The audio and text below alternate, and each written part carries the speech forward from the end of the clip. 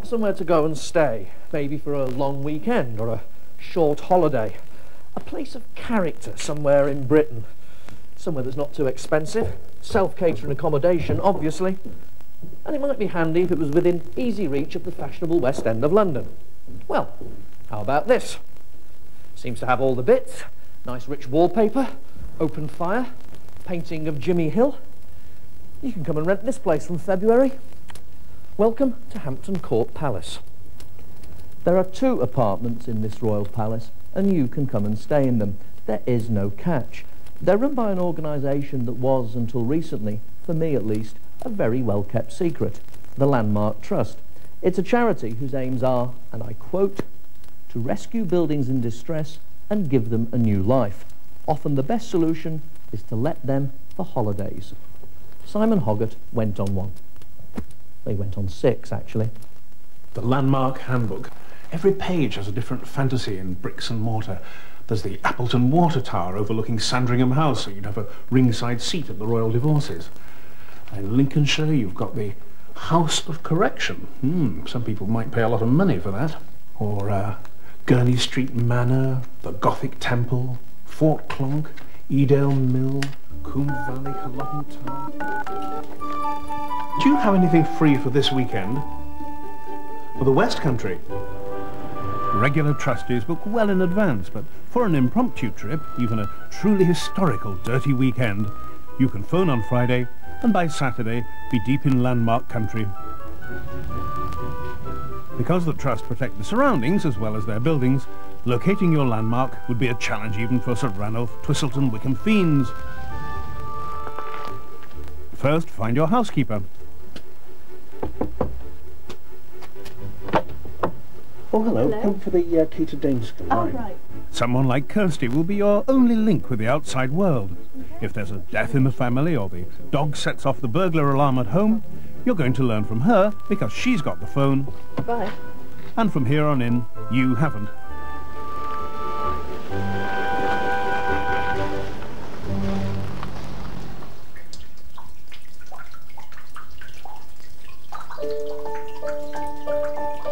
This is a pretty recherche building by anyone's standards, which I suppose is what you'd expect from the engine house of a disused arsenic mine.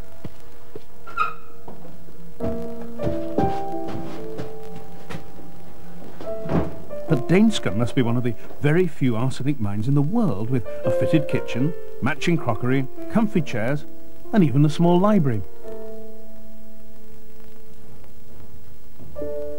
The time when children were sent down the mine is long past.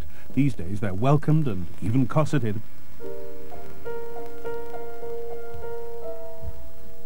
It must be the closest I've yet come to seeing a rainforest in England. No sirens, no noisy neighbours, just nature green in tooth and claw. The facilities are fantastic. I mean, it's so beautifully set up. Like, everything has been done with such love, and it's like a private home, and the little oddments around. Well, there are the nice little touches, the books they give you to read, and the history of the place, and also there is a book with all the remarks in that people have made over the years, which is really fascinating. The disadvantages are not too many, but they do matter.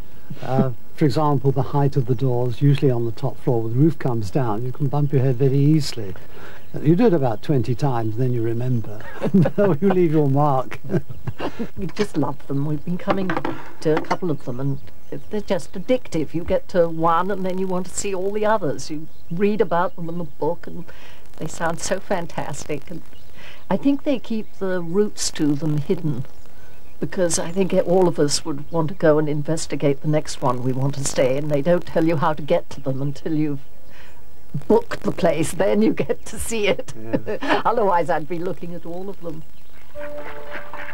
Inspired by trustees Jim and Vivian Gardner, I pushed on to Pond Cottage, built by Geoffrey Wyatt, who remodelled Windsor Castle. The first time. The estate's lucky owner was Georgina, second wife of the 6th Duke of Bedford, mother of 12 and paramour of the painter Landseer. 160 years ago, a fountain played under this table to keep the whole place cool when the Duchess of Bedford came here with her children to play at being milkmaids in the manner of Marie Antoinette. The interior of the dairy was designed by Thomas Wedgwood, and it's typical of Landmark's almost obsessive attention to detail that the very same pattern is used on all the crockery to be found in Pond Cottage. It's the Napoleon ivy design, as used by Napoleon during his exile in St. Helena in 1815. But then every landmark inspires a different historical fantasy. In the library at Stephenstone, I was Tristram Shandy.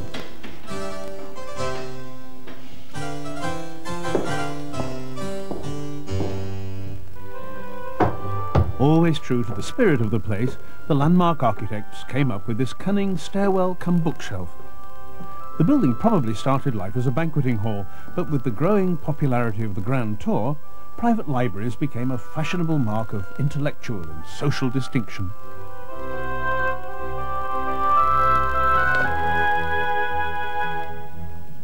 The orangery, which matches the library, is now a sort of splendid detached granny flat.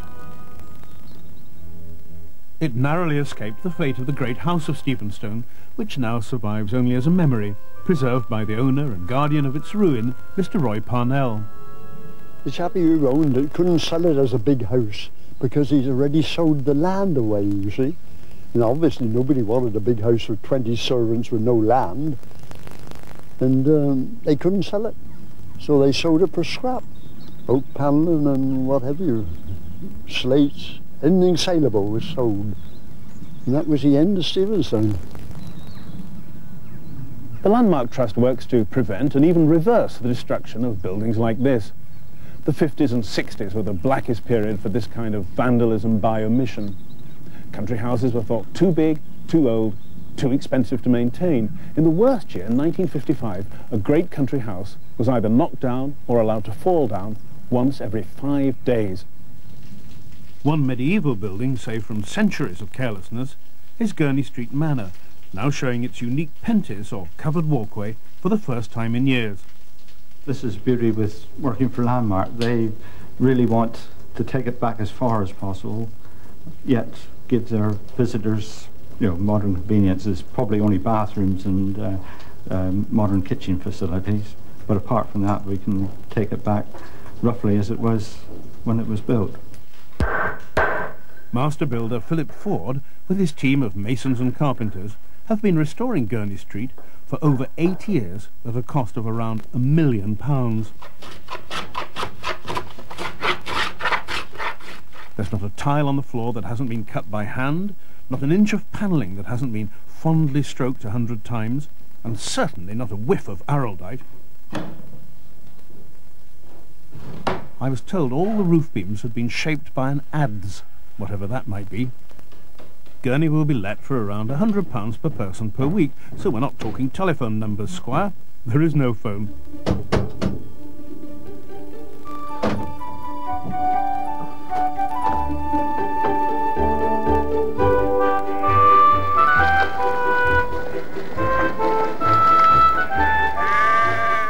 Uninvited guests arrive at Wortham Manor, the biggest of all Landmark properties and even grander than Gurney will soon be. Ah, the pleasures of even temporary ownership of such a magnificent pile. You could bring your 14 closest relatives and not see them from one week's end to the next.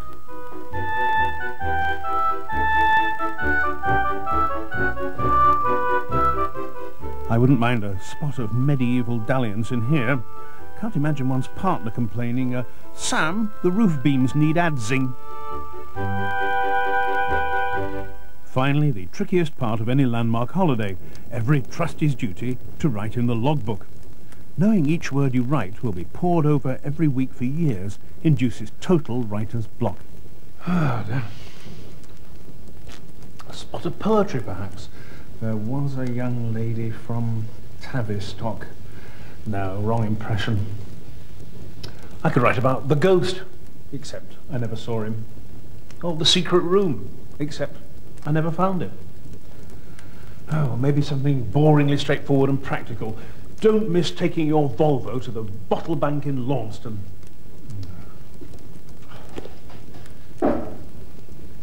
For me, the landmark experience was best summed up in the pleasantly understated philosophy of its founder, Sir John Smith, who remarked, "A stay in a landmark is not just a holiday, but an experience of a mildly elevating kind.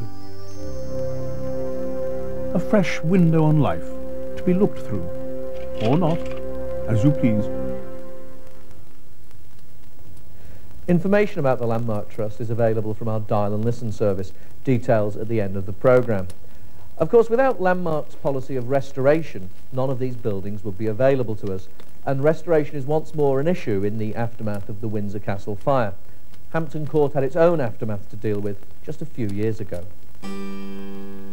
The fire of Easter 1986 has, in a strange way, contributed to, rather than taken from, Hampton Court. The charred walls revealed forgotten buildings.